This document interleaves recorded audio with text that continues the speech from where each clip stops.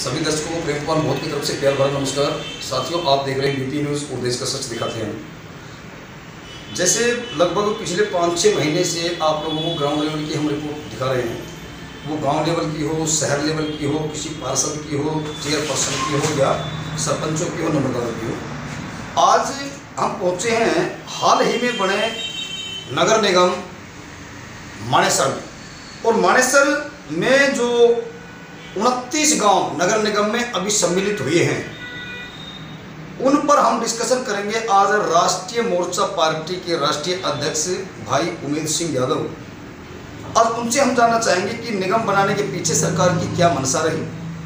29 गांवों को जो ग्राम पंचायत लेवल से उठा करके और निगम में कन्वर्ट किया, तो सरकार की इसमें क्या मंशा है और गाँव में इससे क्या प्रभाव पड़ेगा। उमेद भाई नमस्कार। नमस्कार उमेद भाई, सबसे पहले तो बीपीए न्यूज़ पर जुड़ने के लिए सर्वप्रथम मैं आपको शुभकामनाएं देता हूं, नववर्ष की शुभकामनाएं देता हूं। और एडवांस में होली का फेस्टिवल आ रहा है, 28-29 का रंग उत्सव आ रहा है, होली मिलन का आ रहा है, उसकी भी मैं आपको पूरी बीपीए न्यूज़ टीम की तरफ से शुभकामनाएं देता हूँ। बहुत बहुत धन्यवाद बीपीए न्यूज़ के दर्शकों को, तो बहुत बहुत शुभकामनाएं सर आगामी सभी त्योहारों। आप राष्ट्रीय मोर्चा पार्टी का एक राजनीतिक संगठन लेके चल रहे हैं, हालांकि आप वैसे सोशल एक्टिव वर्कर है, समाज सेवा में आप ज़्यादा विश्वास रखते हैं। ये राजनीतिक दल का जो आपने गठन किया, इसके पीछे क्या मंशा रही। संगठन तो काफ़ी है, वैसे पार्टी तो काफ़ी है। देखो, राजनीति में आए बिना समाज सेवा असली वही कर सकता जो राजनीति में सत्ता के गलियार उसमें हो। हम घर बैठे राजनीति होती नहीं है, जब हम सत्ता पे कुर्सी पे बैठते हैं तभी लोगों की मदद कर पाते हैं। आदमी कब तक अपने घर से मदद करेगा जी, जब कुर्सी पे है तभी हम लोगों की मदद कर सकते हैं, इसलिए राजनीति में आना जरूरी है। तो एक मैं आपसे इंडिविजुअल क्वेश्चन करना चाहूँगा सभी दर्शकों के सामने। उमेद भाई, किसान आंदोलन चल रहा है, लगभग आज 107 दिन हो गए हैं और लगभग 200 से 250, 250 किसान शहीद भी हो चुके हैं। मैं शहीद की संज्ञा दूंगा उनको। बिल्कुल बिल्कुल शहीद है।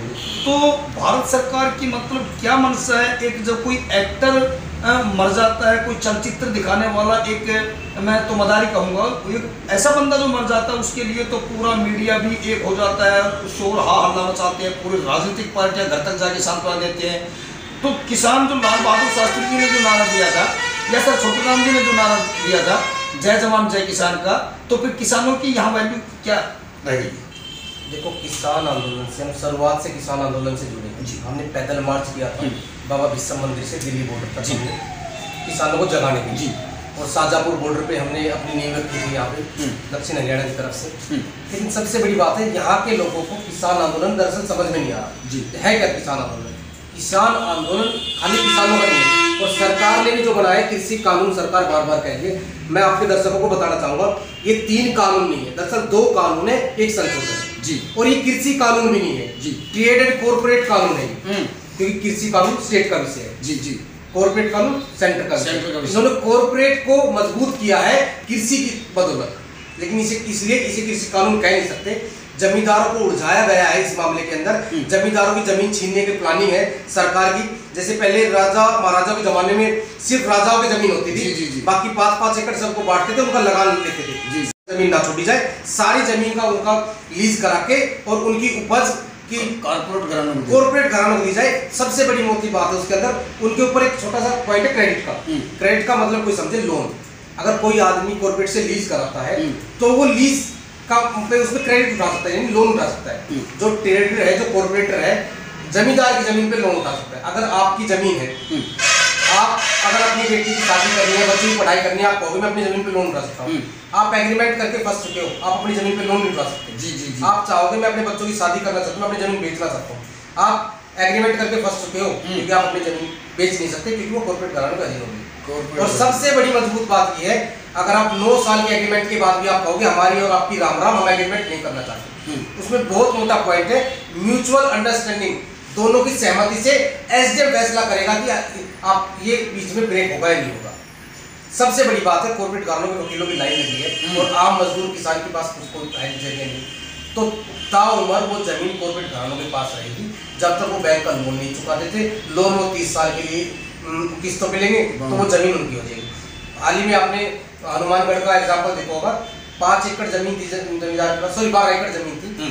12 एकड़ पे कॉर्पोरेट घराने ने लीज करा के 5 करोड़ का लोन उठा लिया और वो भाग गया। जमींदार के पास नोटिस गया, नोटिस में देखा उसकी जमीन पे तो लोन उठाया, वो एसडीएम कोर्ट में गए कि मेरी जमीन पे तो लोन उठा रखा है, वो भाग गया। एसडीएम ने उसकी जमीन को कुड़क कर दिया। ये तो हाल ही का एग्जाम्पल है। आगे आगे देखिए होता है क्या। अगर कृषि कानून देश में लागू होता है तो किसी के पास भी खेती की जमीन नहीं बचेगी, अपनी ही जमीन में मजदूरी करेंगे लोग बाग, खुद की जमीन में। और सरकार ने बड़ी सफाई देकर कहा है हम अच्छी बीज आपको देंगे, अच्छे पेस्टिसाइड आपको देंगे और अच्छी आपकी फसल की कीमत देंगे। अच्छा, सुनने में अच्छा लगता है, लेकिन इसके पीछे का राज क्या है? एपीएमसी मंडी की बात हम करते हैं। एपीएमसी मंडी बिहार में लागू 2006 से। अगर वो इतनी ही जागरूक है, इतनी ही अवेयर करती है, वो इतनी ही इनकम देती है लोगों को, तो बिहार के लोग बाहर क्यों घूम रहे हैं? हर लोगों के पास 1 एकड़ 2 एकड़ जमीन है। अगर एपीएमसी मंडी में इतनी ही इनकम होती है तो बिहार के लोग सारे बाहर क्यों? अगर वो सफल नहीं है तो देश में दोबारा से एक गुलामी क्यों की जा रही है?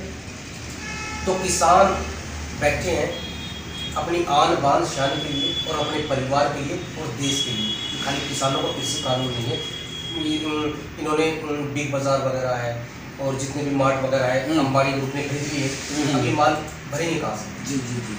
जब कोरोना का दौर आया, ना कपड़ा बिका, ना गाड़ियाँ बिकी, ना जूते बिका तो खाना। इन्होंने सोच लिया सबसे बड़ी कमाई है रोटी, जमींदारी, खेती। इन्होंने वो हाईजेक करने का पूरा प्लान है। तो देखिए, ये भाई उमेद सिंह ने बताया, मेरे सभी दर्शकों की समझ में आ भी गया होगा कि एक्चुअली में जो साथी नहीं समझना चाहते, ये इसको काला कृषि कानून क्यों नाम दिया। एक मोटी सी बात मैं ये बताऊंगा, कई मेरे भाई साथी ये कहेंगे भाई हम तो अपनी जमीन का लीज कराएंगे नहीं। सबसे मोटी बात है, एज पर लॉ कानून में है, अगर 70% लोग एग्रीमेंट करा लेते जमीन का तो 30% एज पर लॉ ऑटोमेटिक कराना पड़ेगा। और 70% वो डॉक्यूमेंट्स दिखाएंगे, 10% लोगों ने भी कराया तो वो कागजों में 70% दिखाएंगे। आम आदमी कहाँ से छान लेगा 70% वो आया या नहीं हुआ है? हर आदमी को बदलना पड़ेगा इस कानून अगर लागू हो गया तो। देखिए, बड़ी बार किसी पत्रकार साथी ने ये दिखाया भी था कि एग्रीमेंट जो कंपनी का हो रहा है वो जनवरी 2017 में हो रहा है, और जो एग्रीमेंट पे साइन एफसीआई वर्सेस कॉर्पोरेट घराने के हो रहे हैं वो अगस्त सितंबर 2016 में हो रहे हैं। ये सोचने की बात है, बहुत गहरी एक साजिश में कहूँगा इसको, साजिश के तहत अपने ही देश में गुलाम बनाना।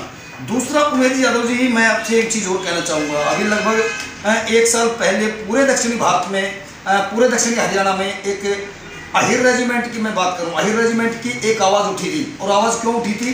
क्योंकि देश की आज़ादी में अहिरों ने जितना बलिदान दिया है, चाहे वो राव तुलाराम जी का मैं बात करूं या राजा गोपाल देव राय की बात करूं, या मैं आर्मर के अंदर, इन्फेंट्री के अंदर, मिलिट्री में और पैरामिलिट्री के अंदर जितने यादव वीर शहीद हुए, जगह जगह वीर रेजांगला जो शहीदी स्मारक स्थल बना रखी है, सारी जाति समाज के नाम पे रेजिमेंट का गठन कर रखा है। तो भारत सरकार को आपत्ति क्या हुई कि वो अहिर रेजिमेंट गठन करने के लिए खुश नहीं है?